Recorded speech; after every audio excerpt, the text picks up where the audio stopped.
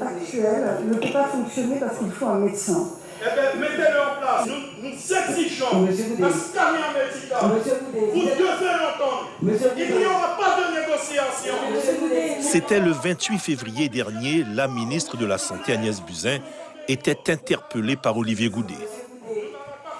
Au cœur de ce vif échange, la présence ou pas en Guyane d'un scanner afin d'endiguer le phénomène de drogue. Le différend semble profond entre le collectif Trop Violence et les pouvoirs publics. Pour nous, entendre cette dame parler d'échographe, il était important pour nous de dire non, puisque depuis nos revendications, celles des 500 frères de Trop Violence, des Iguanes de l'Ouest, il était clair que c'était un scanner médical que nous revendiquions.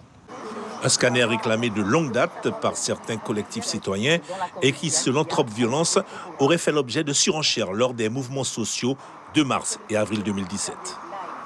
On voit bien que depuis des mois, on veut s'asseoir sur les accords de Guyane. On veut s'asseoir aussi sur les échanges qu'il y a eu. Il y a des comités de suivi qui se tiennent. Donc c'est pour ça qu'Olivier Goudet s'énerve, enfin pas s'énerve, mais est virulent et s'exprime lors de cette visite-là. Et surtout après les propos de la ministre, puisque nous ne pouvons pas nous amuser à faire des réunions avec tous les services de l'État où on parle de scanner depuis des mois. Et puis là, aujourd'hui, on en revient à un échographe. Et l'échographe dont parle Yvan Goua, le voici. Présenté aux douaniers à l'aéroport Félix Éboué en septembre 2017, il n'a semble-t-il jamais été utilisé. Un échographe qui, je le rappelle, est sur le territoire depuis 1 an et demi, n'a jamais été installé et ne sert à rien de l'avis de tous. Aujourd'hui, ce qu'il nous faut pour lutter contre la drogue, c'est un scanner. Pour Trop Violence, la présence d'un scanner en Guyane reste la seule alternative à la prolifération des mules en Guyane, un phénomène qui a mené en 2018 pas moins de 150 jeunes en prison.